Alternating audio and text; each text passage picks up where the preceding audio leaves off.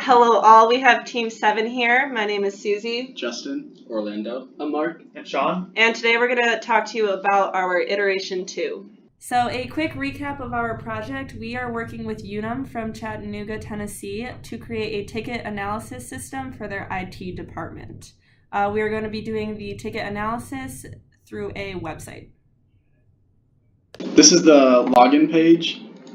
We switched from Ruby on Rails to PHP through discussions on what we felt would be better for development and what would be quicker development. We all felt more comfortable with PHP rather than Ruby on Rails. And this login page was added through sessions in PHP, and it just adds security to the website.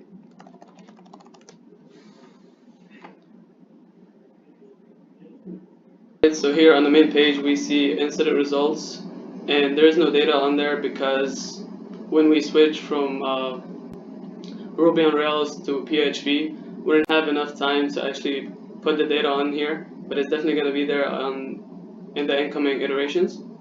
And also on the database that we have at the moment, we decided to not include the short descriptions or the descriptions because it was giving us a problem with the import data and we couldn't parse through it. So we decided to take it off for now and include it in next iteration since we're not actually using it at the moment or in this iteration. Alright, and next we're going to take a look at the import data page.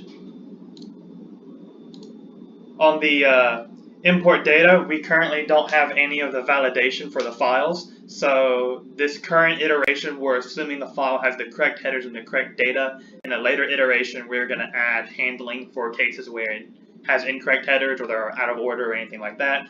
And currently, we can only accept CSV files. We're hoping to look at adding other file types in the future to be able to import a greater variety of data. So to import a file, you just click the Choose File button and then browse to the file you want to import. After you select the file, it will show the file name right here, and then you click the Submit button and the import will begin.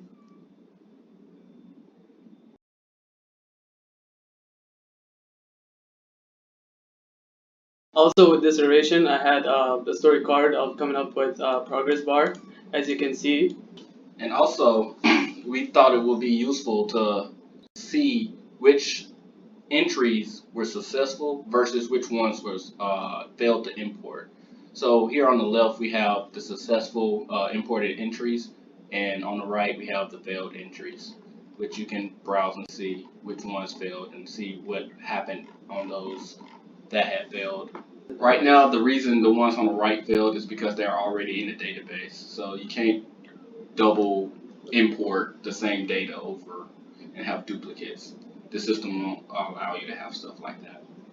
In a future iteration, we plan to add a system that will allow you to update these records instead of just having those imports fail.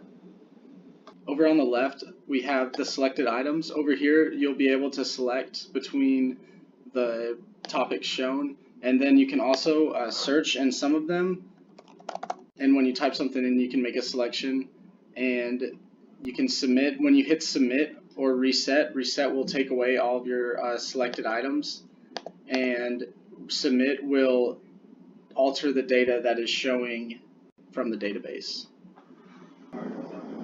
So although our results table is not finished yet, what we did get finished was this select columns option. So the user is able to click on this button over here, and they're able to actually select the columns that they want to see. So if they also want to see in the results table when tickets were open and closed, that will be displayed immediately.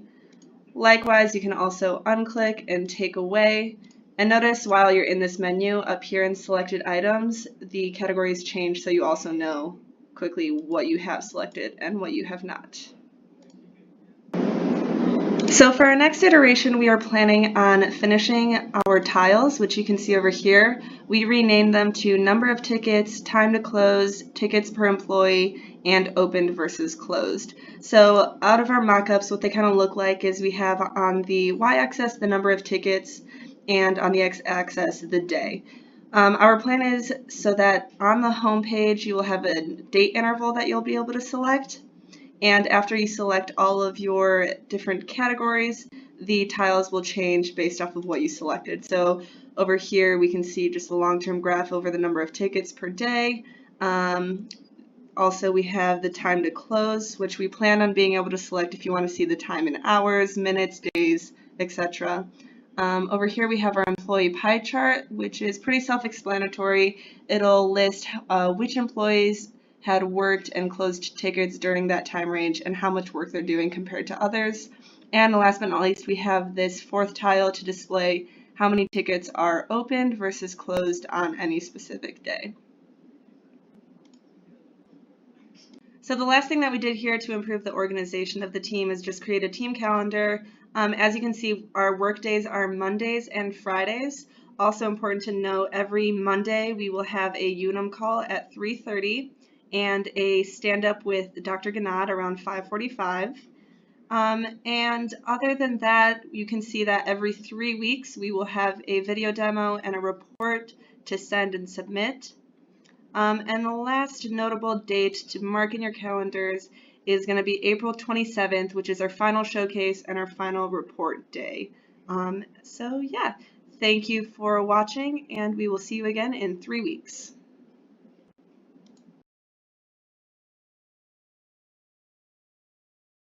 Okay. You can do it.